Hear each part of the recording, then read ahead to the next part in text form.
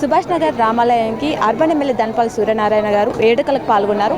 వారితో మాట్లాడదాం. సార్, ముందుగా శ్రీరామనవమి శుభాకాంక్షలు సార్. ఈ శ్రీరామనవమి రోజు ఏ ఆలయాలకు వెళ్ళారు? వేడుకలు ఏ విధంగా జరుగుతున్నాయి?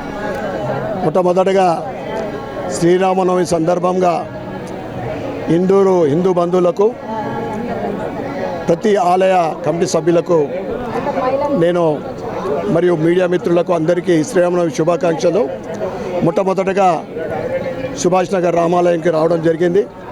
ఈ రామాలయ కమిటీ సభ్యులు మేడం అధ్యక్షులు సర్లా మహేందర్ గారికి మరియు సోదరుడు శివరాజ్ గారికి, ఇతర కమిటీ సభ్యులందరికీ పేరు పేరున ఈ శుభ సందర్భంగా వారికి శుభాకాంక్షలు, శుభాభినందనలు తెలియజేస్తూ, ఈరోజు ఏ ఆలయం కాదు ప్రతి ఆలయానికి వెళ్తా.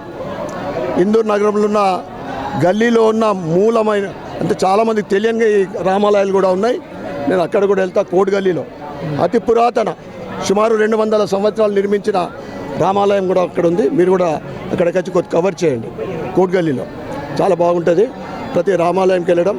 ఇది హిందూ, అంటే భారతదేశంలో పుట్టడం, దాంట్లో హిందువులో పుట్టడం అనేది మనందరి అదృష్టం. ఎందుకంటే ప్రపంచంలో హిందూ ధర్మం, సనాతన ధర్మం, ఈ పటిష్టమైన ధర్మం ప్రపంచంలో ఏ జాతిలో కానీ ఎక్కడ కూడా లేదు.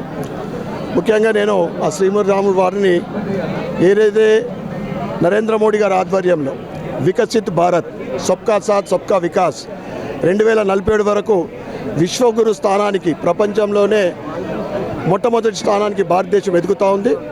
వారికి ముఖ్యంగా నరేంద్ర మోడీ గారికి ఆ శ్రీరాముడి ఆశీర్వాదం నిండుగా ఉండాలని, అదేవిధంగా ప్రజలందరిపైన శ్రీరాముడి ఆశీర్వాదం వారి కుటుంబ సభ్యులపైన సుఖ సంతోషాలతోటి, అష్టైశ్వర్యాలతోటి, ముఖ్యంగా ఆరోగ్యంగా ఉండాలని, రైతులకు ముఖ్యంగా వారికి అనుకూలమైన వర్షాలు పడాలి, అతివృష్టి కాకుండా అనావృష్టి కాకుండా రైతులు మంచి పంట పండించాలని, రైతు బాగుంటే దేశం బాగుంటుంది, మనం అందరం కూడా సుఖంగా ఉంటామని శ్రీరాముల వారిని కోరుకుంటూ మరొకసారి ప్రతి ఒక్కరికి కూడా శ్రీరామనవమి శుభాకాంక్షలు, శుభాభినందనలు.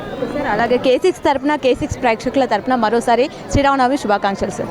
ధన్యవాదాలు. K6 యాజమాన్యానికి మరియు సిబ్బందికి ప్రతి ఒక్కరికి కూడా శ్రీరామనవమి శుభాకాంక్షలు. Thank you. జై శ్రీరామ్. జై శ్రీరామ్. Thank you. చూసారుగా నిజామాబాద్లో ఉన్నటువంటి ప్రతి రామాలయానికి అర్బన్ ఎమ్మెల్యే గారు వెళ్ళి దర్శనం చేసుకోవడం జరుగుతుందని తెలిపారు.